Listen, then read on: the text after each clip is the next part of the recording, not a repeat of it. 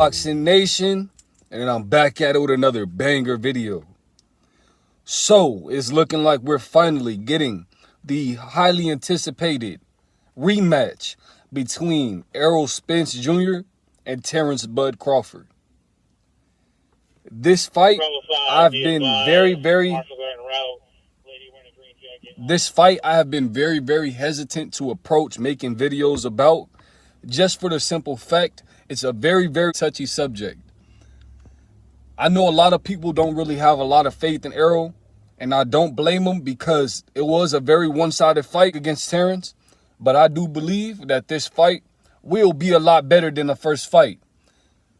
I will still pay for this pay-per-view for this next fight. I think that Terence Crawford brings a lot to the tables as far as his skill set, and I know that Errol Spence will come prepared this time around. Errol Spence knows what that loss felt like, and he doesn't want to be there again. That can fuel you. And I believe that he's going to come into this second fight with his head on a little bit more straight. We did not see the Errol Spence that we were accustomed to seeing on a normal.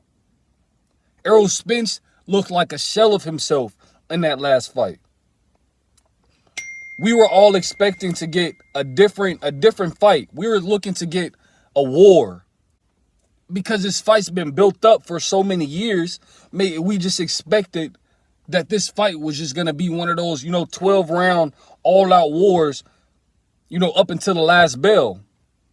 But it wasn't. It was a one-sided whooping on Terence Crawford side, because he won against Errol Spence with no problem. Now, I want to let you guys know I did have Errol Spence going into the last fight.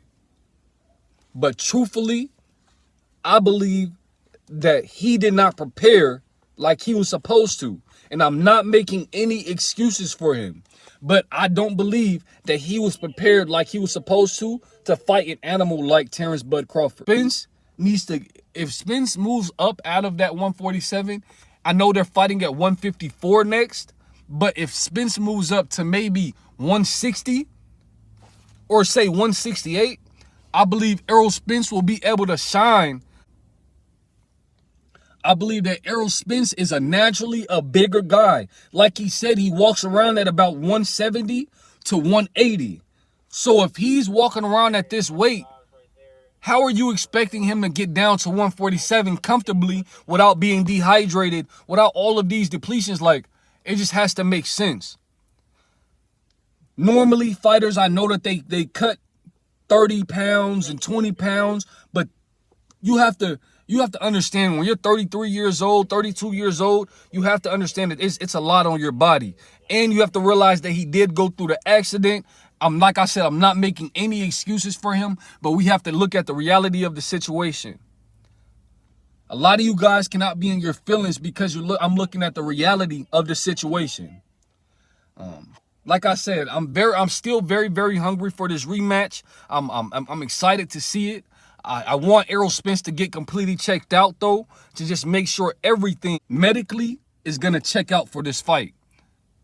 I don't want this to go into this fight thinking that we're going to get a good clash of war because Errol's going to be ready, but then he doesn't come in and be ready. So I want Errol to put everything into this fight. This fight is for all of the marbles. Terence Crawford his head is filled right now, and it's rightfully so because he hasn't gotten his just due for all of these years. But it's not anyone's fault that he's been with the wrong promoters. He was making the wrong decisions. So, let me know what you guys think about this fight. Do you guys have Errol Spence Jr. or do you guys have Terence Crawford in the rematch, and why? I believe that this fight is truly going to be one of those great fights because we got someone who got KO'd in that first fight, and he's going to have the chance to come back and have one of the biggest comebacks potentially if he is to stop and or beat Terence Crawford in the next fight. But yeah, man, let me know what you guys think about all of this in the comments below. But until next time, it's Boxing Nation, and I'm signing out.